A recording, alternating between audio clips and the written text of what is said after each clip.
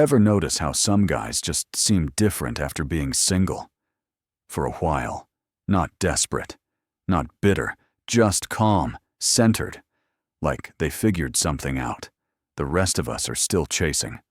What if I told you that the longer a man navigates life without a relationship, the closer he accidentally stumbles into one of history's most powerful philosophies, one that emperors and prisoners alike have used to find freedom in the most suffocating circumstances? I discovered this connection in the most brutal way possible, and today I'm going to show you exactly how extended singlehood can transform an ordinary man into an accidental Stoic philosopher, whether he realizes it or not, the unexpected teacher. So there I was, 3 years single, after what I'd call a nuclear breakup. You know, the kind where you're picking emotional shrapnel out of your psyche for months. At first, it was the usual story. Dating apps, awkward. First meetings, over coffee that tasted like disappointment. The occasional glimmer of hope that would flare up and die faster than a cheap match.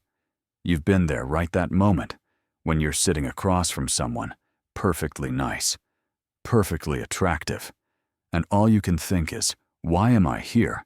What am I even looking for anymore? That's when something strange started happening. I wasn't getting more desperate. I was getting calmer, more selective. Sure, but in a way that wasn't about having impossibly high standards. It was about seeing clearly for the first time. Here's what nobody tells you when you're single long enough. You start to separate what you actually want from what you've been programmed to want: the societal pressure, the Hollywood rom-com expectations, the timeline everyone's supposed to follow. It all starts to look like what the ancient Stoics would call externals. Things outside your control that you've mistakenly attached your happiness to. And this is where it gets interesting, because without realizing it, I was walking the same path as Marcus Aurelius, who wrote, "You have power over your mind. Not outside events realize this, and you will find strength." But here's what I didn't expect to learn next. The indifferent paradox. You know what's genuinely messed up the moment you stop desperately needing a relationship is exactly when you become most capable of having a good one. The Stoics had this concept they called preferred indifference. Things that are nice to have, but shouldn't determine your happiness or self-worth. Good health, wealth, and yes, even relationships. After about year 4 of being single, I noticed something shift in me when friends would ask, "Still single? How are you dealing with that?" My honest answer became, actually, I'm good. Not in that fake, I'm fine, way we all recognize, but genuinely good. I'd achieved what the Stoics called apatheia. Not apathy, but freedom from being dominated by desires and fears. The difference is subtle but revolutionary. Let me break down what happens in the single man's mind around this time. Remember when meeting someone new felt like an audition, like every word, every gesture was being judged. That pressure vanishes. Conversations become genuine explorations, not performances. Remember, feeling like your worth was somehow tied to whether someone chose you. That dissolves. 2, your value is intrinsic, not assigned by another person's interest. I still remember the exact moment this hit me. I was on a date with someone, objectively, amazing, successful, beautiful, intelligent, the kind of person who years earlier would have had me strategizing how to win them. Instead, I found myself thinking, she's great, and if this doesn't work out, my life remains excellent. That's not indifference. That's freedom, and it changes everything. But this freedom comes with an unexpected cost, the fortress and the bridge. So here's where it gets complicated. The longer a man stays single, the more he builds what I call a Stoic fortress, a self-contained world, where he needs very little from outside to be content. Daily routine, perfected, personal finances, managed emotional regulation, mastered living space, exactly as he wants it. The ancient Stoic Epictetus was onto something when he said, "Make the best use of what is in your power, and take the rest as it happens."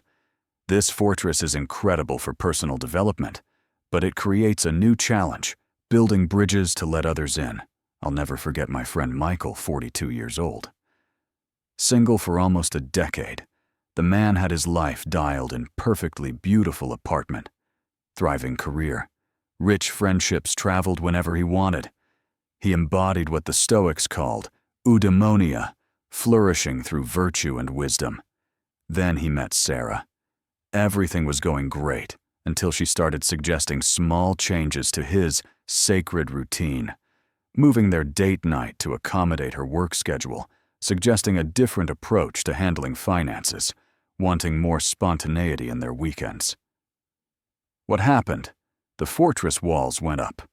The very self-sufficiency that made him such a complete person became the barrier to true partnership, as Seneca wrote, "He who clings to a rock cannot move forward."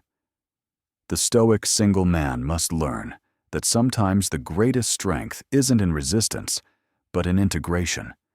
This balance between maintaining your hard-won self-sufficiency and creating space for authentic connection. That's the advanced class in accidental Stoicism. And it's something I'm still working on every day, which brings me to perhaps the most profound transformation of all the mortality perspective. There's this exercise Stoics practiced called memento mori. Remember you will die. Sounds dark, I know. But stay with me, because this changes everything about how a long-term single man approaches relationships after 5 years on my own. I had this jarring realization while visiting my grandfather in hospice care. As I sat beside him, holding his hand, I realized he wasn't thinking about his career achievements or possessions. He was remembering connections, moments of love, friendship, and meaningful bonds. That's when it hit me. The Stoic perspective on relationships isn't about need or dependence. It's about conscious choice, about saying, I know I can be complete alone. And yet, I choose connection, not from lack, but from abundance. This mortality perspective strips away the trivial concerns that plague early dating. What will my friends think of her? Is she impressive enough on paper? Do we look good together in photos? Instead, it focuses you on what matters. Does this person help me become my best self? Do we face life's challenges as worthy allies? Can we create meaning together? I started asking different questions on dates. Not the usual resume exchange, but things like, what gives your life meaning? And what's something you've changed your mind about recently? Questions that reveal character values and wisdom, what the Stoics would call the only true goods, as Marcus Aurelius wrote. The happiness of your life depends upon the quality of your thoughts. The longer a man stays single while developing his inner world, the clearer his thoughts become about what partnership truly means. The paradoxical preparation, here's the ultimate irony and the secret I promised to share with you at the beginning. The longer a man practices this accidental stoicism of singlehood, the more prepared he becomes for a relationship of extraordinary depth. Not just any relationship, not the kind based on neediness or completing each other or escaping loneliness. Something rarer, a partnership of two whole people who choose each other daily with eyes wide open. I call it the paradoxical preparation. By mastering the art of not needing a relationship, you become capable of having one that's actually worth having when you've learned to manage emotions rather than be ruled by them, when you've distinguished between what you can and cannot control. When you've built a life of meaning on your own terms, you enter relationships differently. You bring clarity instead of confusion, purpose instead of need, stability instead of chaos. Anthropologist Margaret Mead once said something fascinating about this. When asked about the earliest sign of civilization, she didn't point to tools or weapons. She pointed to a healed femur, a thigh bone that had broken and mended in the animal kingdom. She explained, "If you break your leg, you die. You can't run from danger, hunt for food, or reach water."